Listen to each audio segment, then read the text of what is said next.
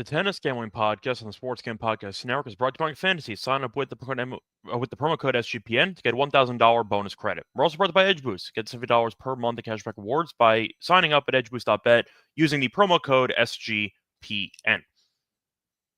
Welcome back, everyone, to the Tennis Gambling Podcast here on the Sports Gambling Podcast Network. It is currently Monday, March 24th, roughly 8:30 p.m. Eastern Time. I'm host episode Scott Reichel once again going solo for this pod. Time to get into the round of 16 over in Miami. I know the round of 32 is not officially over yet. Still two matches going on. With Berrettini, who's about to win against Bergs, and you have de Minaur and Fonseca in the middle of a war. But either way, point is we have most of the matchups, so we're going to break those down in a few minutes.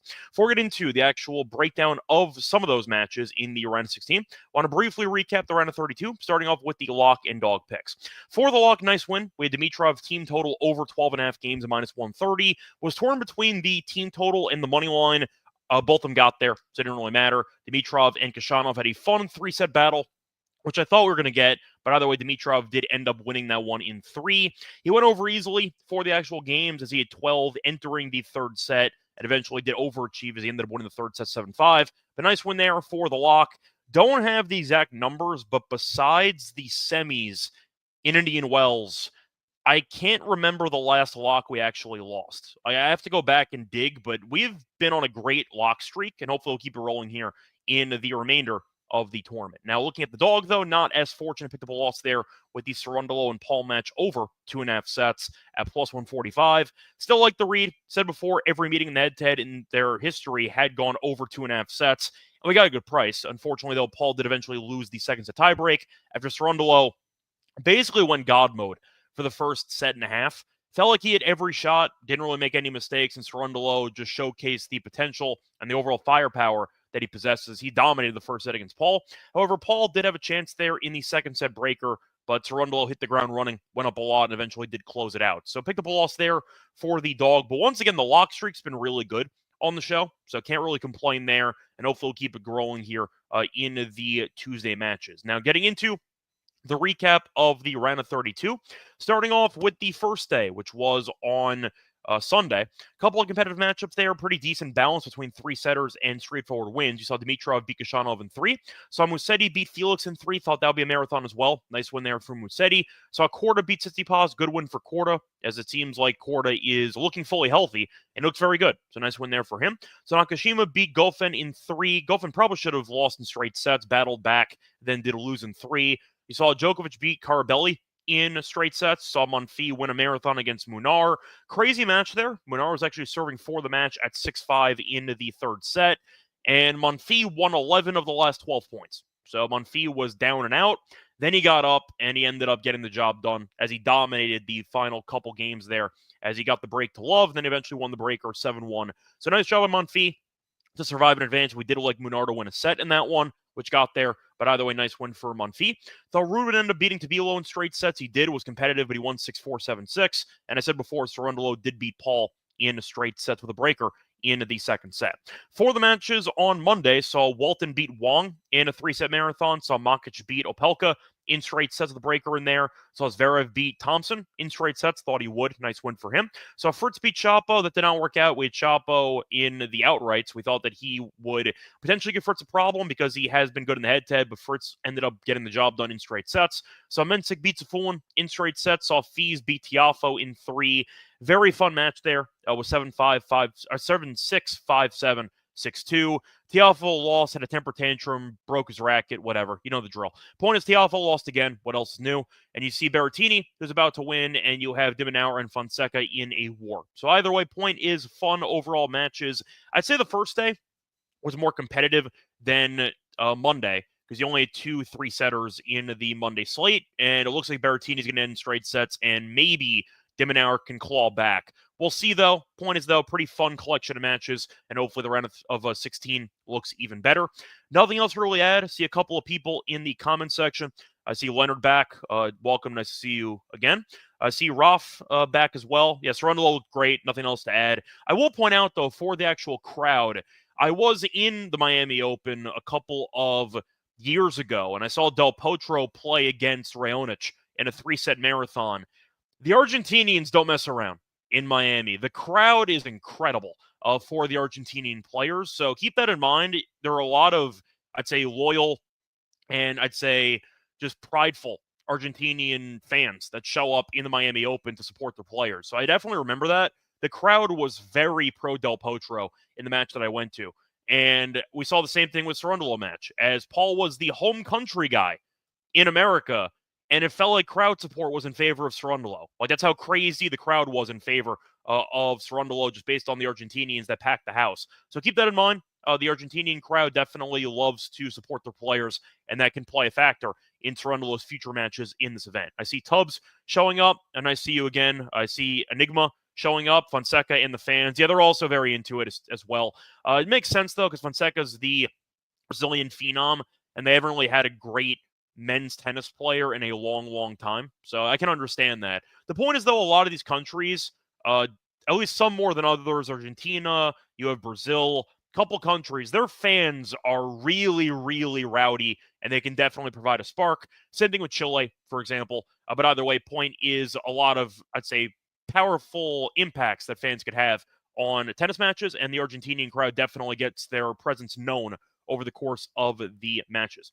See John stopping by as well, asking if I liked Vegas. Vegas was fun. Got to see a bunch of guys from SGPN. I ended up recording a couple shows from Vegas, which was definitely poorly lit in the hotel room, but I can't complain. It was fun. In terms of money, to be honest, I basically broke even when you factor in all like the lunches and dinners, etc. But overall, it was fun. I mean, if you've never been in Vegas for March Madness, I recommend definitely a good time. Nice to see all the guys, and I hope I can see them again at some point in the near future. Yeah, Tubbs mentioned the Brazilian crowd's already going crazy. Definitely not wrong there. And Fonseca is definitely playing well as he came back in the first set when it looked like de Minaur was going to win the first set pretty comfortably. Fonseca broke back and then broke again to win that first set. Anyway, that's going to wrap it up for the round of 32. Before we get into any of the preview for the round of 16, want to remind you once again that you can show support for the show by like, subscribing on YouTube. And reminder, the show's also available on Spotify or Apple. So you can show support a couple ways. Either one, watch the live stream either on YouTube or on the SGPN Twitter account. Don't forget to like and subscribe to the channel if you've not done so already. Plus, a reminder, you can also watch the podcast or listen to it audio only on Spotify or Apple. And if you do so, no problems with that. Just don't forget to leave a rating and a review to help the show grow. Plus, a reminder, check out the merch store on the SGPN website. We have autographed Tennis Game Podcast merch with sweatshirts, t-shirts, and mugs. High quality, different colors, and recommended because they're all very affordable. So once again, check out the merch store for some great merchandise, not just for this podcast, for the other shows with the network. Plus, a reminder, if you're looking for all of our picks and podcasts in one place, don't forget that we have an app, the SGPN app, which is completely free. Download it, and you can get access to all of our picks and podcasts, once again, free, wherever you do get your apps. We're also brought to you by DraftKings. If you are interested in college basketball, if you were watching the buzzer beater that Queen had against Colorado State yesterday, you can definitely enjoy betting on the action with DraftKings Sportsbook, because there's one thing that is for sure: nothing is for sure in college basketball. Upsets, to be honest, there haven't been many this year, but we'll see what happens. You have buzzer beaters, you have Cinderellas advancing, top seeds going home early. It's all going to happen, and you can bet the unexpected every day on DraftKings Sportsbook, and they have live betting. They have exclusive content, promos, and parlays. DraftKings is the ultimate college basketball destination for March, and great promo for new customers. You bet $5, get $200 in bonus bets instantly, which is a great deal. Reminder, they can only actually capitalize on the promo by downloading the app, and you can also use the code SGP. Code SGP for new customers to get $200 in bonus bets when you bet just $5, only on a DraftKings Sportsbook. A reminder, as always, the crown is yours. Gambling problem? Call 1-800-GAMBLER. In New York, call 877-8-HOPE-NY or text HOPE-NY 467-369. In Connecticut, help is available for problem gambling. Call 888-789-7777 or visit ccpg.org. Please play responsibly. On behalf of Boot Hill Casino and Resort in Kansas, 21 and over. Age and eligibility varies by jurisdiction. Void in Ontario. Bonus bets expire 168 hours after issuance. For additional terms and responsible gaming resources, see dkng.co/audio. We're also brought to you by Rhythm. Rhythm is the home for AI picks and props. They're already off to a great start helping you dominate March Madness, building your own custom models easy and profitable. They also have models for NBA, golf, and coming soon, MLB. But a reminder, if you do want to try it out for free for a week, don't forget to go to sportsgamblingpodcast.com/rhythm, the sportsgamblingpodcast.com/RETHMM for a free 7-day trial. Welcome back, everyone, to the Tennis Game Podcast. Finished breaking down or recapping the round of 16 the round of 32. Now it's time to get into the round of 16 taking place on Tuesday. So, starting off with the first match we're going to talk about. Going to look at a matchup, which should be a fun one, between Korda and Monfils. Rematch of Indian Wells. Had a crazy 7-6, 7-6 win for Monfils, but now we'll see if Korda can get revenge, as he looks very good so far in this event. Now, Korda is the favorite, minus 150. Monfils plus 130. For the spread, minus 2 for Korda, plus 2 for Monfils. For the over-under in games, it's set at 23 flat. For the set spread, you have Monfils in straight sets at around plus 275. You have Korda in straight sets at plus 170. The over 2.5 sets is around plus 130. Said before, they actually faced off about a couple weeks ago or so, as they ended up facing off in Indian Wells. And you ended up seeing a pretty fun match that went deep into the night, as you ended up seeing Korda get the job. I should say did enough to basically win the match, but he just could not win the big points. Thought Korda played fine. Just felt like Monfils was the slightly better player, as he won 7-6, 7-6. So only a dead meeting. And the problem that you're running into for Monfils, he has played a bunch of tennis so far in this event. In fact, he's gone to a third set in 4 straight matches. Had a 3-setter against Munar, which took about 2.5 hours. Had a 3-set tiebreak in that match as well. Had a 3-set tiebreak against Leheshka and ended up beating Morozov in the first round in 3 sets. Also had a final set breaker against Dimitrov. So 3 of Monfils' last 4 matches have ended in a final set tiebreak, and each of the last 4 did go into a third set. So I am concerned about fatigue for Monfils in this one. He also went up against decent competition. And I do think that Korda has played very well so far in this event, as he has not dropped a set, been the polar opposite of Monfils, beat Tsitsipas in straight sets, and ended up beating the likes of Spizzirri in the first round in straight sets. So I understand, even though Monfils just won, why Korda is a pretty decent favorite here. I question the fatigue. Yes, I know Monfils has a day off in between. I get it. But he is older, and he's played a bunch of sets. Korda does look really good. I was concerned about how he'd look after the layoff and how he's barely played tennis compared to his usual standard because he's been on and off the court with injuries. But Korda looks good. You could argue that there's a revenge angle after losing to him in Indian Wells, but I think that he looks sharp, and I think Monfils has played a bunch of tennis. My concern is him potentially having a physical letdown as the match progresses. So I am going to go with Korda in this one. Think he'll win probably 3. I'm rooting for Monfils. I know it's a lot more entertaining when he wins, but I do think based on the overall amount of tennis or amount of time on court for both guys, I do see an edge in favor of Korda. So I'll go with Korda in this one, but not really a strong opinion. I'm expecting a fun matchup, but I think Korda will eventually wear him down over the course of what could be a 3-hour marathon. Moving on to the next match on the slate, you have Djokovic against Musetti. A Djokovic we picked to win the quarter, so hopefully he continues to win moving forward. He's favored, minus 300. Musetti's plus 250. The spread's minus 4 for Djokovic, plus 4 for Musetti. The over-under in games is set at 22. For the set spread, you have Djokovic in straight sets at minus 110. Musetti to win a set at minus 120. The over 2.5 sets is a plus 150. Now, Joker's had a pretty weird event so far because he has not dropped a set yet.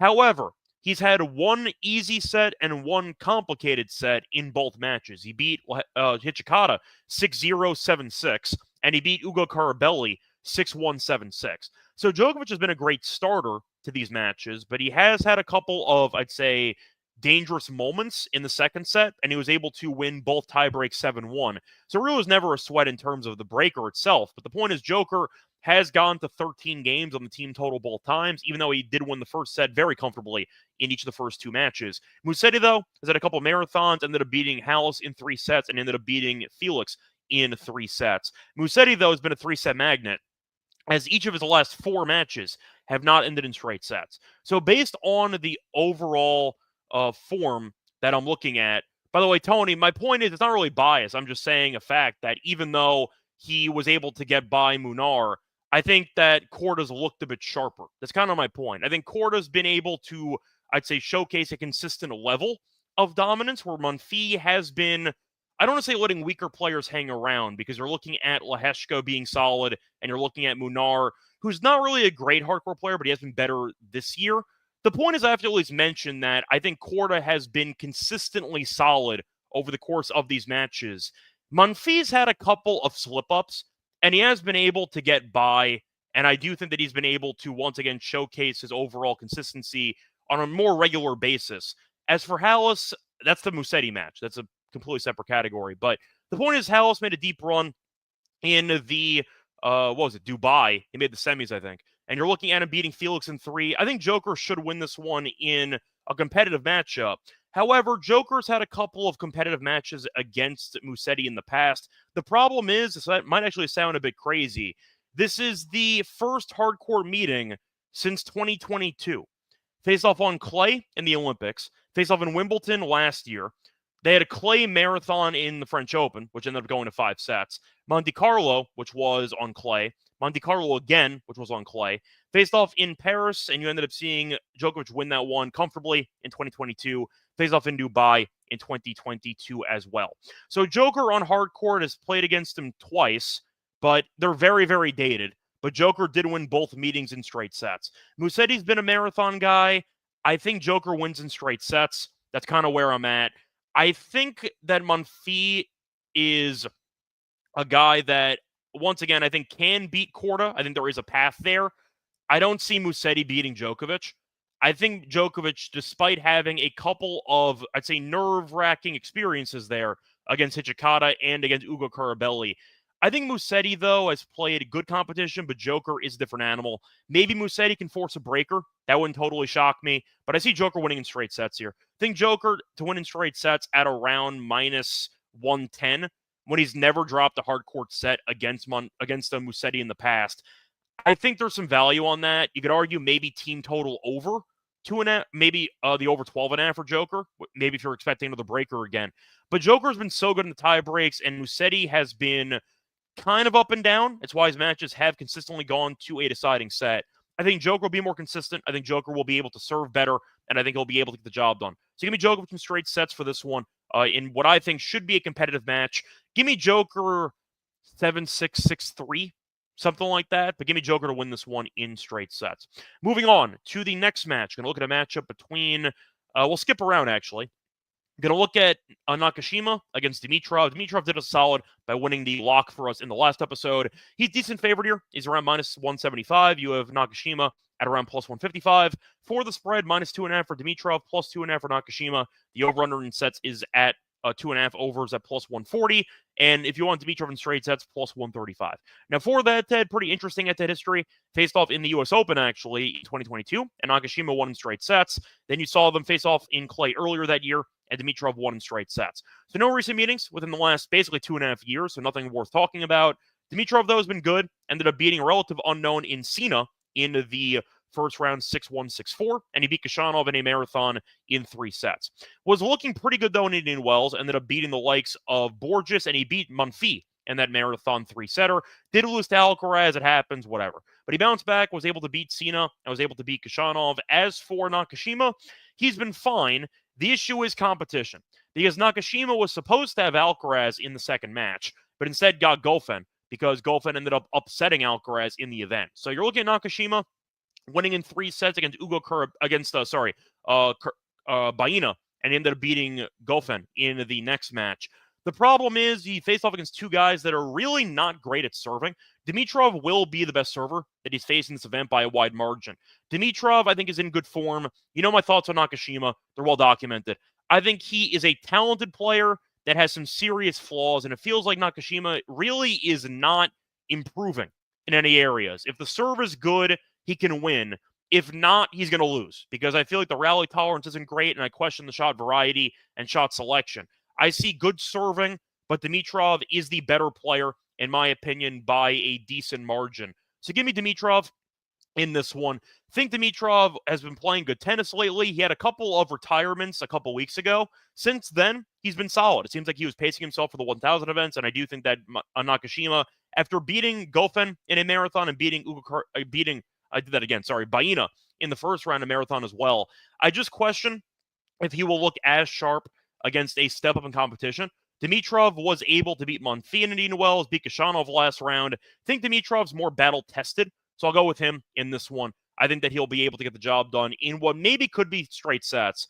Maybe he'll go 3, but I see Dimitrov winning. So if you want to go for value, Dimitrov on the money line is minus 175. Maybe for the games, you can go with minus 1.5, which is a decent price. I like minus 135. But I think that straight sets at plus 135 is pretty appealing if you do think Nakashima's results in this event are kind of padded based on weak competition. So give me Dimitrov in straight sets here for the value, and I think he'll be able to win this one on Tuesday. Moving on to the next one. Going to look at a matchup between, once again, we are missing a couple lines, so apologies there. I was going to talk about Zverev and Fees. We have no lines, so apologies there. We have Fritz, though, against Walton, as he is a massive favorite, about minus 900. You have Walton at plus 600. For the actual spread for this match, you have Fritz as, once again, a pretty large favorite. He's minus 4.5 games, minus 165. You can get 5.5 if you want Walton at around minus 175. You can wait for better lines, but DraftKings right now is the only book that I see that has lines on the spread in total. For the total, I see over under 20.5 games. The over is minus 125. The under is minus 105. Now, Walton, we know, has been making a good run as a lucky loser, as he was able to beat Wang in the 3-set marathon on Monday. Did beat Darderi in the straight sets in the first match. I believe he took, I want to say, Hurkacz's spot in the event. As for Fritz, though, he's been very solid, but he has had a couple of competitive sets. Ended up beating Shapo in straight sets with a 7-5 in there. Ended up beating Sonego with a 7-6 in there in straight sets. Point is, though, Sonego and Shapo are clearly much better than Walton, who didn't even qualify. He only got in because Hurkacz had to withdraw. So I understand that Walton's had a good run here, but his results have not been that great. Beat Kukushkin in straight sets in qualifying, lost to Schoolcat 6-3, 6-4. Darderi ended up beating, who's not really good on hard court at all, and Wang's a relative unknown. So Walton's into the third round and hasn't really played anybody worth a damn. And now you're against Fritz, who has played two quality players in Sonego, who can be streaky. He still made the quarters in the Australian Open, and Shapo won a title in Dallas a couple of months ago. So based on that, I think that Fritz should win. The question is, do I see much value on Fritz? Honestly, no, I really don't. I think you make the argument that Fritz can win handily, but Fritz in straight sets is minus 225, and there have been a couple of longer sets. Fritz's game total is at 135 at, once again, 12.5 to the over. So if you want to go for something, maybe you can go for Walton team total under at 8.5 games, and you're hoping, even with a breaker, Fritz buries him in the other set, and you still win either way. But I think that Walton has played pretty well against weak competition. Now you got Fritz, and it's kind of the opposite of each other, because Walton's had a very easy path, and this will be the toughest guy that he's faced. You're looking at Fritz, and he's already beaten two guys that are tougher than Walton. So this will be the easiest opponent that Fritz has faced so far. And, of course, in America, you have the home crowd advantage. Give me Fritz to win comfortably, but I think that Walton team total under 12.5. Walton team total under 8.5 is my way to go. Picking Fritz maybe in one competitive set, one straightforward one. But if you're looking at Shapo, who is a much better player than Walton, and he only won 8 games. Sonego won 9. He's a good server, though. Both much better than Walton. I see Walton winning maybe 7 or 8, but 8.5 feels too high. Give me the under for the team total in that one. That's going to wrap it up, though. For the preview reminder, though, we have a couple matches that we're going to talk about in a second for the Lock and Dog picks. Before we get into that, though, remember, once again, they're brought to you by our sponsor, Underdog Fantasy, because you can do their Underdog Pick'em. You could use it, play any sport, whether it involves the NBA, whether it involves the MLB, which is starting in a couple days. You also have college basketball. You can mix and match sports, and you could use your entry to win it to 100 times your money. And a reminder, if you also sign up, use the promo code SGPN to claim a special recognition first time deposit offer up to 1K bonus cash on fantasy promo code SGPN. We're also brought to you by EdgeBoost, the premier Visa debit card for bettors. You can use it to avoid being hassled at the sportsbook or DFS site. But have your card denied, that will not happen with the EdgeBoost card. Plus, cashback rewards, $70 per month. Cashback rewards by using the EdgeBoost card. Money safe as the card's FCC insured and best part of credit checks fully free. But a reminder, when you do sign up, use the actual link. You could use edgeboost.bet, promo code SGPN. Welcome back, everyone, to the Tennis Game Podcast. Finished breaking down the round of 16. Time to move on into the Lock and Dog picks. For the lock, I saw somebody mention it before. It was Enigma who brought up the actual match between Mensik and Makic. He thinks that Mensik serving bombs, best server right now. He will beat Makic. Will he? I'm going to say I don't know, but I'm picking a marathon. Give me Makic team total over 12.5 games here at minus 125. The last couple of locks we've had for this event, we've gone with team totals and we've gotten everything right. So we're going to stick with it in this one. Makic has gone over this team total in 8 straight wins. So with the solid serving that both guys possess, Makic good server, Mensik good server, I see at least one breaker in there. And with that being the case, you might get a 3-set marathon. You might get Makic winning in straight sets. Point is, though, if you're picking at least one marathon set, then I think the team total is the way to go. Makic, I think, is better than Mensik. I know both guys are from the same country. They're both talented, young, and up-and-coming players. Makic won a 500 title. Yes, food poisoning helped, but still, point is he did win a title, a pretty serious one, a couple weeks ago. Mensik has not been as lucky, but he's been good in general. But you're looking at Makic having a bunch of tiebreaker 7-5s, and I do think that the team total has a couple paths to get there. Same exact way with Cash Dimitrov, whether he won or lost, you get a marathon 3-setter, you're in good shape. But Mensik's been a marathon guy, as 3 of his last 5 matches have not ended in straight sets. I see a close matchup here. I think it could go either way. Face-off actually a month ago, and you ended up seeing Makic win in 3 sets as he went over this team total. But you're looking at Mensik, who had a 3-setter against, let me just pull it up here. He had a 3-setter against Agut in the first round, beat Draper in straight sets, 7-6, 7-6, ended up beating Safulin in straight sets. But you're looking at Makic, who's been good, ended up going over against Opelka, as that ended up going 7-6, 6-3. Had a 3-set marathon against Arnaldi. He went over in that one. Had a couple of losses that also were competitive. But the point is, Makic has consistently found himself in a breaker or a 7-5, and you're looking at Mensik being involved in 3 sets quite frequently. I see a pretty decent path for Makic to get over the team total, whether he wins or loses. So to answer your question, Enigma, do I think Mensik is going to win? Personally, I think he's going to. But if not, that's fine. If you think it's close, the odds makers agree with you. It's -110 on both sides. But if you see both guys serving well and you see Makic win a set, he should go over. So based on that, give me the Mensik Makic match to be competitive. But I think that Mensik will eventually allow Makic to win 13+ games. Give me the over for the Makic team total as my lock. For my dog, I am going to go to the matchup between Cerundolo and Ruud. Saw before, Cerundolo played well against Paul, and we saw Ruud win in straight sets against Tabilo. Didn't look very convincing, but he got the job done. Said before, the Argentinian crowd is very, very, I'd say, noisy in Miami, and I expect a ton of support in favor of Cerundolo. Give me Cerundolo to win the first set and the match at +138. Cerundolo has been a great starter in matches recently. He's won the first set and 4 of his last 5. The one exception was against Alcaraz, but he's been a great starter to matches. Ruud, though, has been the opposite. He's lost the first set in 2 of the last 3, ended up losing the first set to Kecmanovic, came back and he won that one in 3 sets. But Ruud has been a slow starter, and Cerundolo, I do think, should get on the front foot. And I think that he has looked arguably better than Ruud so far in this event. And you're looking at the head-to-head history, not many clay meetings between them. Face off mostly on clay. However, Cerundolo has won each of the last 2 hard-court meetings in the head-to-head in straight sets. So it does seem like Cerundolo has, I'd say, Ruud's number on hard court, and I think you're looking at Cerundolo having a pretty good price for a guy with crowd support who's been in great form. Ruud, though, had a marathon against Kecmanovic and had a competitive straight set win against Tabilo. Cerundolo handled Tommy Paul pretty convincingly for most of that match. Give me Cerundolo to win outright, but he's -105, so give me a way to reduce the juice to plus money. Give me Cerundolo to win the first set and the match at +138 as my dog. That's on FanDuel, by the way.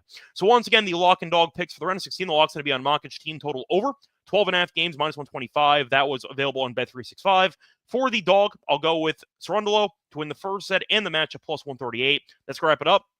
For the separate reminder back once again for the quarterfinals in Miami. Till next time, find me on Twitter, Reichel Radio. Find me on the NBA show. Find me on the MLB show. MLB season technically started already, but opening day is on Thursday, so expect daily episodes there. And a reminder, good luck to all of you and all of your bets. Bye, everyone.